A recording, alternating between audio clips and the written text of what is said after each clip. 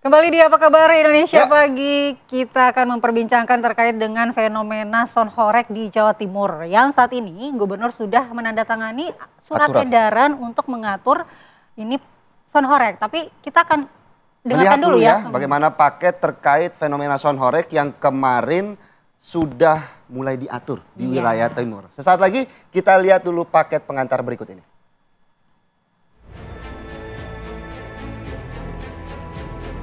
Musik dengan suara keras hingga menggelegar atau biasa dikenal dengan sebutan sound horeg terus menuai pro kontra. Kemunculan sound horeg yang awalnya sebagai hiburan di wilayah Jawa Timur dan Jawa Tengah seiring waktu menimbulkan permasalahan. Sound horeg memang memberi ruang hiburan bagi masyarakat, namun juga memunculkan konflik sosial. Tidak jarang warga terganggu dengan suara keras sound horeg, apalagi tak jarang digelar hingga larut malam. Kebisingan musik sound horeg menimbulkan gangguan serius. Tak sedikit insiden suara bass ekstrim dari sound horeg membuat rumah bergetar, genteng hancur, hingga kaca pecah. Fenomena battle sound horeg sebagai adu kekuatan sound system tidak hanya di daratan, namun juga merambah ke wilayah perairan. Belum lama ini, sejumlah perahu membawa peralatan sound system dengan speaker berukuran besar dan daya tinggi di pesisir Laut Pasuruan, Jawa Timur. Kegiatan tersebut menjadi sorotan karena dinilai mengganggu ekosistem laut. Suara yang dihasilkan diduga mencapai tingkat kebisingan 135 desibel, melebihi batas aman untuk manusia dan satwa laut. Tak berhenti sampai di situ, kegiatan sound horeg menimbulkan korban jiwa. Diduga tak kuat dengan suara keras sound horeg, seorang penonton jatuh pingsan, yang kemudian berujung korban meninggal dunia. Persoalan sound horeg bukan sekedar masalah suka atau tidak suka. Ini adalah soal bagaimana pemerintah hadir untuk mengatur agar hak atas hiburan dan hak atas ketenangan bisa berjalan seimbang. Tim TV One mengabarkan.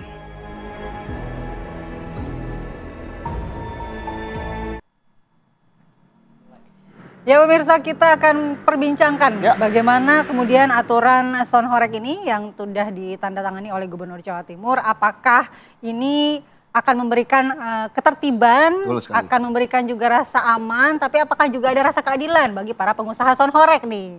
Nah, kita sudah bergabung dengan sejumlah narasumber kita yang ada di Zoom dan juga ada di studio. Di studio kita ada Mbak Devi Rahmawati, pengamat sosial. Selamat pagi Mbak Devi. Selamat pagi Mbak Devi. Gimana Mbak? Suka dengar musik gak? Oh pasti dong, musik itu kan Kenceng-kenceng bagian dari gak nih dengernya? harus kenceng biar seru, Iya ya, kan? itu juga nih. Kan banyak juga yang suka musik Itu harus yang kenceng. slow juga ada, tapi ada juga yang demen yang kenceng suaranya begitu ya. Tapi kita juga akan menyapa Tersambung dulu, ya iya. dengan sambungan Zoom sudah ada Ada- Muzahidin selaku pengusaha sound horeg atau biasa dipanggil Mas Bre. Selamat pagi Mas Bre. Selamat pagi.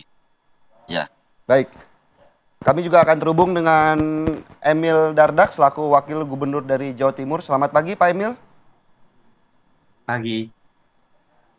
Iya. Ya, Pak Emil dulu kita tanya nih. Betul sekali. Bagaimana sih aturan yang sudah ditandatangani oleh Pemprov Jawa Timur ini? Mengatur apa saja Pak Emil? Ini sebenarnya surat edaran dan yang menandatangani ini Forkopimda, terutamanya Oke. Bu Gubernur, Pak Kapolda dan Pak Pangdam. Jadi surat edaran ini merajut ya peraturan-peraturan yang sudah ada ke dalam sebuah surat edaran sehingga lebih memudahkan bagi masyarakat maupun juga seluruh pihak terkait untuk memahami aturan yang sudah ada dari sananya dalam kaitan dengan kegiatan yang menggunakan pengeras suara. Gitu. Baik. Oke, kita ingin tahu poin-poin apa saja sih yang diatur Pak Emil, apakah terkait dengan batas suara, kemudian mungkin acara-acara apa saja yang diperbolehkan, boleh dijelaskan sedikit Pak Emil?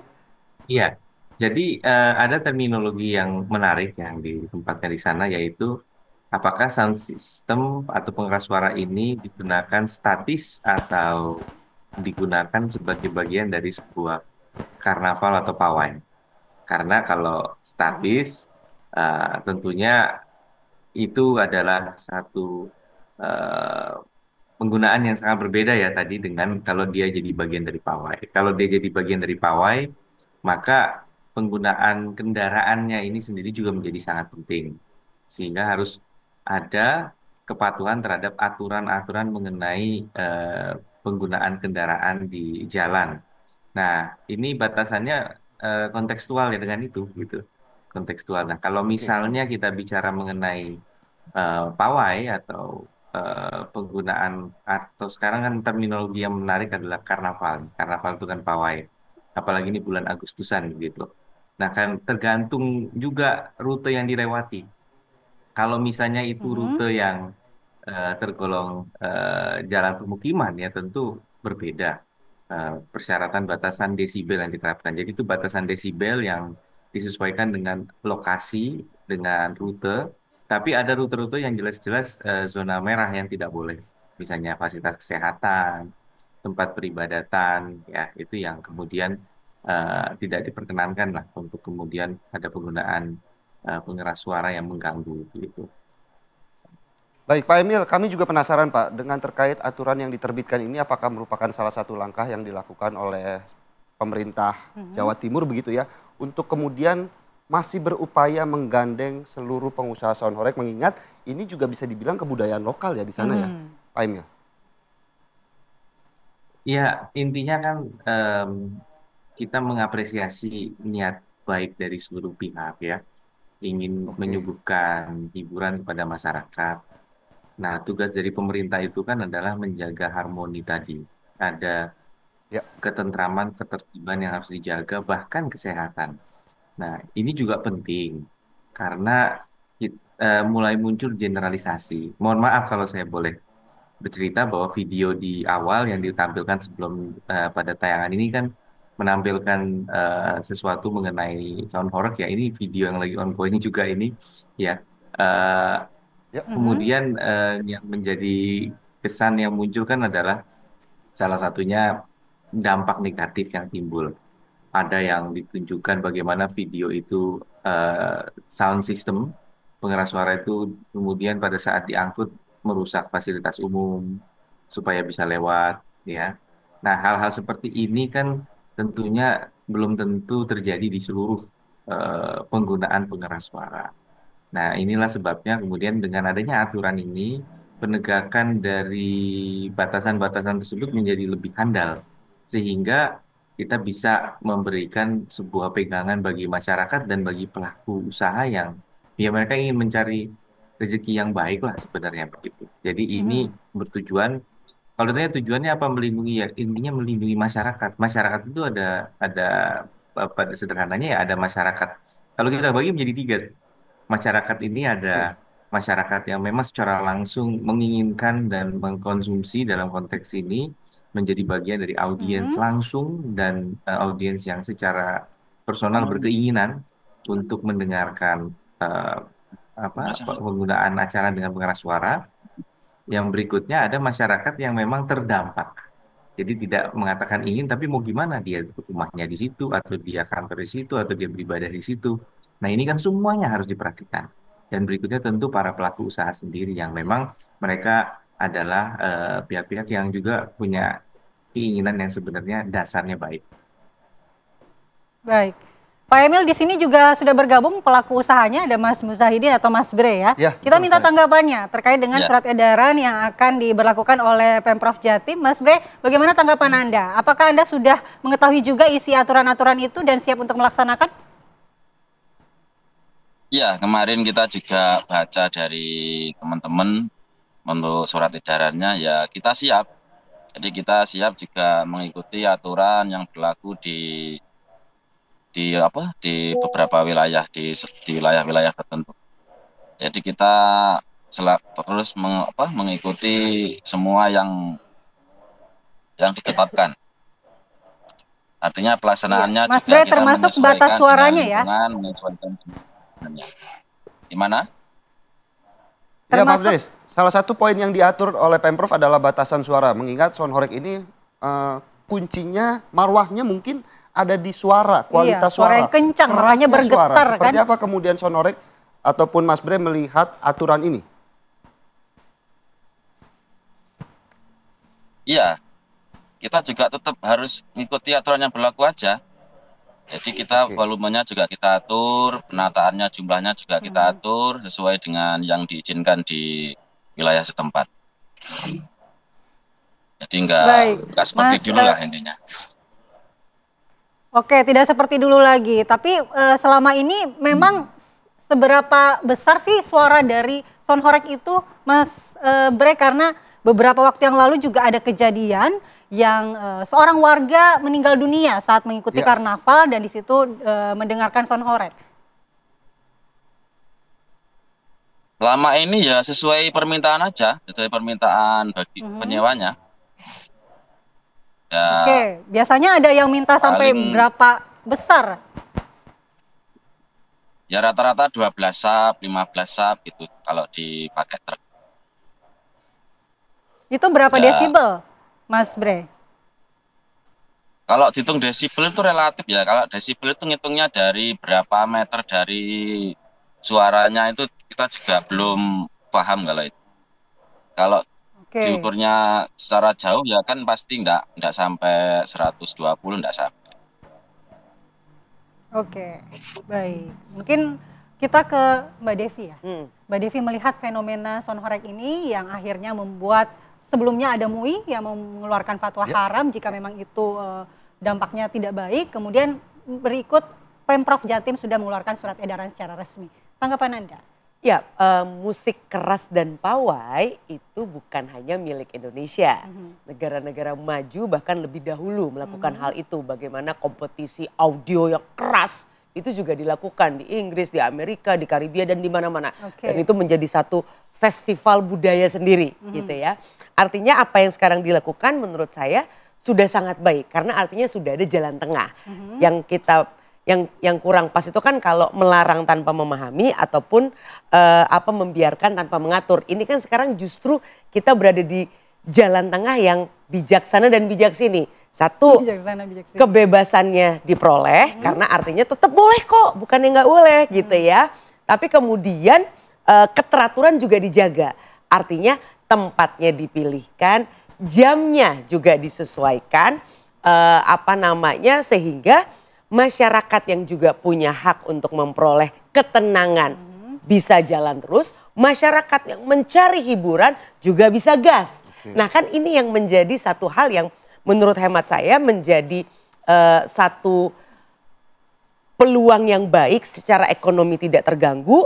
Masyarakat yang mohon maaf ini kan menjadi bagian dari hiburan sederhana yang bisa diperoleh oleh masyarakat dari kalangan menengah ke bawah. Artinya kita jangan cerabut kebahagiaan itu, tapi juga ada masyarakat yang memang membutuhkan ketenangan. Nah, aturan-aturan yang ada ini menjadi satu hal yang serius diperhatikan juga karena toh saya yakin tidak ada satupun niat pemerintah daerah untuk kemudian menutup keran-keran ekonomi. Ini kan menjadi satu peluang sendiri gitu ya. Dan ini kalau misalnya dikelola serius, ini bisa menjadi wisata internasional juga karena kan ini juga melibatkan kreativitas baru dengan model yang baru yang berbeda dari negara-negara lain. Ya, menurut Mbak Devi ini sebenarnya kalau sudah melihat beberapa waktu terakhir mengenai fenomena sound horeg ini, Anda melihat dampak negatifnya minim atau seperti apa? Begini, dampak negatifnya kalau tidak ada kontrol. Ini kan ibarat api ya. Api kalau tidak dikelola bisa membakar, tapi kalau dikelola bisa menghangatkan. Nah, artinya bagaimana yang juga menarik adalah ketika dalam pelaksanaannya itu kemudian mulai mendobrak norma yang ada. Mohon maaf, penggunaan alkohol misalnya. Lalu mohon maaf aksi-aksi berdansa yang mungkin tidak sesuai dengan budaya kita. Pakaiannya mungkin relatif minim atau hal-hal lain dan sebagainya. Ditambah tadi secara teknologi ini kemudian berpotensi bahkan yang kita sudah lihat sendiri. Artinya ini bukan sebuah mitos atau gosip. Bahwa memang ada orang yang kemudian rumahnya menjadi terlalu bergetar karena kemudian ada yang runtuh dan sebagainya, tentu saja ini kan tidak kita inginkan. Tapi kalau itu ditempatkan di satu daerah yang silahkan bebas gitu ya dan artinya pemerintah juga sudah menghitung antara jarak dan sebagainya aman, nah itu tentu tetap bisa beroperasi kan. Oke. Kita mau ke Pak Emil juga, bagaimana kemudian Pak Emil mendapatkan tanggapan yang respon cukup positif ya, bagaimana melihat, tapi dari Pemprov sendiri bagaimana kemudian akan menegakkan aturan ini ke depannya, begitu? Ya, sebagaimana disampaikan oleh saya panggil Mbak Devi ya, yang Ya. memang berusaha melihat dari dua perspektif tadi.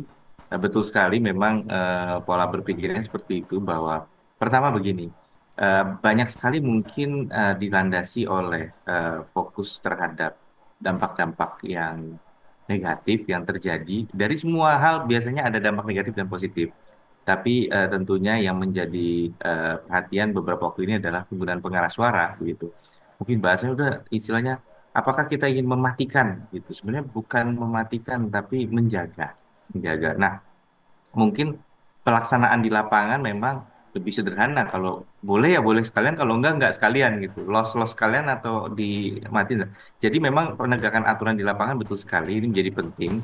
Tadi Mas Brewok ya menyampaikan ini ukur desibel dari sebelah mana. Betul, kalau diukurnya orang kan dengerin nggak langsung ditempel kupingnya ke speaker, apalagi speaker segede gitu gitu. Jadi ada standarisasi sebenarnya bagaimana mengukur. Sebenarnya juga contohnya saya kemarin ada di perjalanan terus lewat hajatan. Terus di hajatan itu ada penggunaan pengeras suara yang kemudian kerasa sampai di mobil yang saya lewati juga saya di dalam kerasa gitu. Terus saya tanya sama teman saya, lah, tim saya di mobil.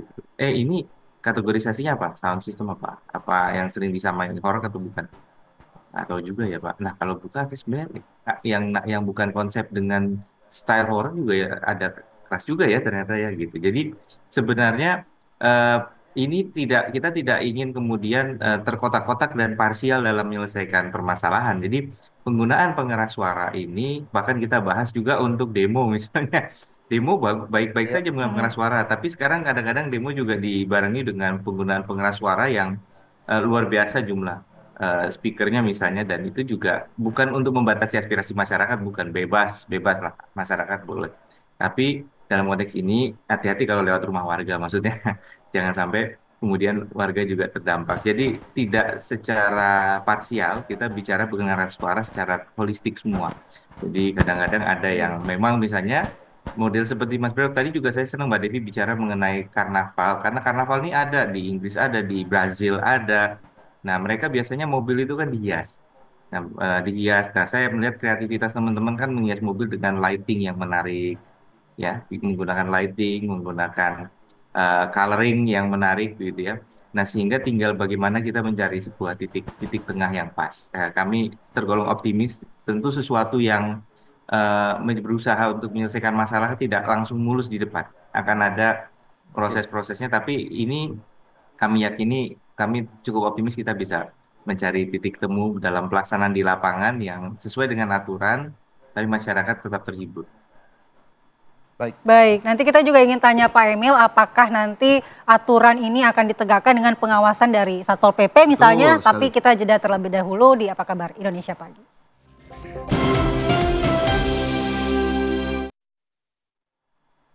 Kembali di Apa Kabar Indonesia Pagi, pemirsa, tadi kita sudah mendengarkan bagaimana Devi, Pak Emil, dan juga Mas Bre sebenarnya satu suara tegak lurus bahwa ini adalah suatu kebijakan yang memang sangat baik ya untuk kanan maupun kiri. Tapi yang cukup menarik, Mas Bre, saya mau ke Mas Bre, ini terkait perizinan. Apakah kemudian dari kacamata Mas Bre ini terkait perizinan tentunya nanti ke depannya akan cukup menyulitkan ketika ingin mengadakan acara sound horeg?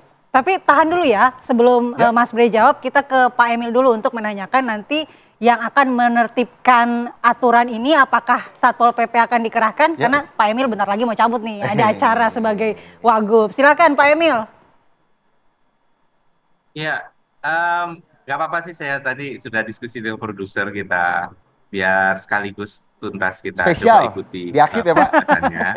Tapi begini, dari tadi kan sering digunakan terminologi aturan ya. Sebenarnya ini bukan aturan baru, ini adalah bagaimana edaran ini memberikan rujukan terhadap peraturan-peraturan yang memang sudah ada, peraturan perundang-undangan yang memang sudah ada. Nah ini surat edaran ini juga apa membahas secara komprehensif kan kurang lebih 4 aspek tadi kan. Yang pertama batasan volume yang disesuaikan dengan konteks ditempatkan di mana gitu. Yang kedua tadi juga rutenya, bagaimana itu harus sesuai dengan kaidah-kaidah yang berlaku. Yang ketiga juga kita bicara mengenai kendaraannya, karena kalau pawai atau karnaval kan artinya penggunaan pengeras suara ditaruhnya di kendaraan. Nah, kendaraan ini ada dua hal. Satu, ada kendaraan yang dipakai dalam proses pengangkutan, ya, di mana ada permasalahan yang relatif juga general dihadapi di kita adalah over dimension dan overload begitu. Nah, ini eh, untuk menghindari misalnya tadi kalau terlalu tinggi numpuk pengeras suara baik sedang dinyalakan maupun tidak sedang dinyalakan kan sama. Resikonya adalah dia bisa terkena kabel. Kemudian ada juga yang kita lihat pengeras suaranya bisa jatuh dan membahayakan orang. Jadi ini tujuannya melindungi lah. Yang keempat tadi adalah kontennya. Nah, konten itu maksudnya ada yang salah nangkep juga. Saya lihat postingan medsos bilang dilarang dibikin konten. Bukan, maksudnya kontennya tadi. Kalau ada misalnya tarian-tarian itu juga tolong hormati norma kesusilaan tadi yang menjadi standar. Juga apalagi kalau udah alkohol lah itu sih udah jelas lah. Alkohol nggak perlu Baik. dibuka umum ya nggak boleh. Ini kan bukan bukan tempat yang diperkenankan untuk mengkonsumsi minuman beralkohol. Baik, mungkin langsung ke Mas Bre Mas Bre, tadi begitu Philip ya, udah terkait perizinan biasanya ini kan cukup mempersulit begitu ya. Tanggapannya mungkin seperti apa melihatnya, Mas Bre? Ya, yang penting untuk perizinan tidak dipersulit aja ya. Jadi kalau ada acara izinnya itu juga dipermudah. Jadi biar tetap jalan. Pemerintah Pemprov Jatim sudah memberikan edaran untuk untuk aturan-aturan. Jadi kami berharap aturannya juga di semua wilayah itu untuk lebih tidak dipersulit, terus sehingga kita juga bisa kerja, masyarakat juga bisa tetap terima. Itu aja sih. kalau yang selama ini apakah memang harus mengurus surat izin dulu sebelum tampil di sebuah acara, Mas Bre, atau seperti apa? Iya, panitianya atau masyarakat juga selalu mengurus ke perizinannya sampai ke kecamatan, ke Polres dan lain-lain. Masyarakat juga, izin lingkungan. Jadi semuanya dilakukan oleh panitia. Baik. Mas Bre juga melihatnya seperti apa, Mas Bre? Dengan kemarin juga sempat ramai begitu ya terkait fatwa MUI haram. Kemudian sekarang juga sudah mulai ada aturan-aturan. Melihatnya bagaimana kemudian acara atau fenomena sound horeg sejauh ini atau hingga saat ini, apakah kemudian di sana juga masih ramai diminati oleh masyarakat? Iya, masih tetap terutama di wilayah Jawa Timur ya, karena kan dari dulu basicnya acara karnaval untuk pawai sound ini kan memang di Jawa Timur. Jadi tetap untuk wilayah-wilayah tentu itu juga pas tetap rame, juga tetap ada. Ada juga tempat wilayah-wilayah tertentu juga yang mungkin dibatasi. Jadi kita menyesuaikan aja, kita mengikuti masyarakat. Jadi di mana yang mengundang, di mana yang perizinannya lengkap, di mana yang bisa dilalui ya kita bisa hadir untuk Oke, baik. Mas Bre, cukup menarik ya kalau tadi juga saya menggarisbawahi apa penjelasan dari Mbak Devi bahwa ini kalau dikelola dengan baik bisa jadi budaya internasional loh. Ya, seperti apa kemudian melihatnya Mas Bre? Iya, memang saat ini juga banyak untuk turis. Kadang juga kemarin ada dari Rusia itu juga datang ke Malang ya, ke Malang untuk melihat acara pawai. Jadi pada dasarnya sih bisa untuk jadi wisata horeg itu bisa untuk mancanegara. Baik. Kan juga memang di luar mungkin banyak sekali ya. Di India juga ada, di Thailand, mungkin juga Brasil juga banyak acara-acara seperti ini. Baik, baik Mas Bre. Mungkin kita minta tanggapan langsung dulu ya dari Pak Emil. Ini menurut Mbak Devi tadi dan juga menurut Mas Bre, ini bisa jadi wisata, bisa jadi ajang untuk budaya internasional juga. Pak Emil, apakah Pemprov akan mengakomodir, memberikan wadah untuk para pengusaha sound horeg ini nantinya untuk dijadikan sebagai ajang wisata begitu, Pak Emil? Pertama begini, bahwa surat edaran yang diterbitkan ini mengacu ke 13 peraturan. Salah satunya, satu itu fatwa ulama, yang 12 ini dikeluarkan oleh instansi pemerintah. Dari mulai undang-undang sampai peraturan menteri, sampai peraturan daerah. Nah, ini semua tentu harus diikuti. Nah, dalam konteks tadi bahwa misalnya ada kaitan dengan wisata, ada kaitan dengan, pada intinya kan sebenarnya kegiatan masyarakat. Kegiatan masyarakat ini memiliki beragam-ragam elemen di dalamnya. Ada juga yang mengaitkan ini dengan penggunaan kostum-kostum yang menampilkan kreativitas. Ada yang menampilkan mobil hias yang juga ada sisi kreativitasnya, baik dihias dengan hiasan lighting maupun elemen lainnya. Nah, hal-hal yang positif, nilai-nilai yang positif tentu harus terwadahi. Nah, oleh karena itu, sekarang begini, misalnya kita tidak tegas dalam menerapkan batasan.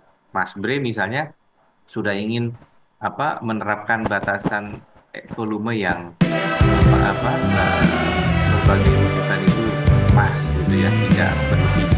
Tapi kan nanti kan ada saja mungkin kalau nggak diatur yang lain yang bilang, oh kalau punya saya lebih keras dari punya Mas Bre gitu. Dan kemudian kita tidak memberikan pembatasan dan penindakan, ya kasihan dong orang seperti Mas Bre yang ingin menjaga di level yang sebenarnya baik gitu. Jadi untuk volume ada batasan, kalau ingin berkompetisi, berkompetisilah dalam konteks yang lainnya gitu. Misalnya ya mungkin kualitas, ada kan dulu kalau zaman-zaman audio mobil itu kan ada dua mazhab tuh, ada SQ, ada SPL gitu. Sound quality, sound apa tuh SPL apa pressure level atau apa, saya bukan audio, tapi intinya juga memang ada beberapa, nah maksudnya ada titik batasan mengenai penerapan, jadi bukan seberapa keras dan kencengnya, tapi nanti banyak sekali dimensi lain, karena yang diperdengarkan kan juga adalah alunan-alunan musik dan juga ada elemen macam-macam, jadi nggak cuman low-nya aja yang digenjot sampai ke tingkat tertentu begitu.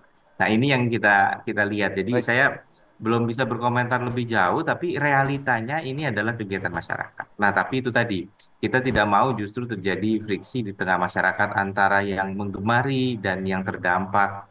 Maka sudah saatnya gitu ya, istilahnya supaya ini lebih ditengahi lagi dengan mempertegas eksistensi peraturan-peraturan yang sudah ada. Oke. Nah, edaran ini menjadi basis, tadi saya lihat sebelum break kan, bagaimana Satpol PP ya dengan adanya edaran ini makin kuat landasan bagi Satpol PP untuk ikut berdampingan bersama dengan aparatur polisi yang sudah bekerja keras luar biasa beberapa waktu terakhir dalam menilai kelayakan pemberian izin keramaian maupun dalam mengawal pelaksanaan di lapangan. Jadi dalam memberikan izin, ini kan sebelum acara dicek rencana operasionalnya, rutenya, Oke. speknya, dan sudah ada kejadian di mana dari polisi bilang nggak bisa begini, nggak bisa begini. Ada yang oke tembus, ada yang justru pengelola acaranya nggak mau, kalau kayak begini nggak bisa gitu kan, nggak jadi gitu ya. Tapi mau gimana, itu aturannya. Lalu di Baik. lapangan, misalnya mereka melewati jam operasional yang disepakati ya dibubarkan gitu. Oke. Baik.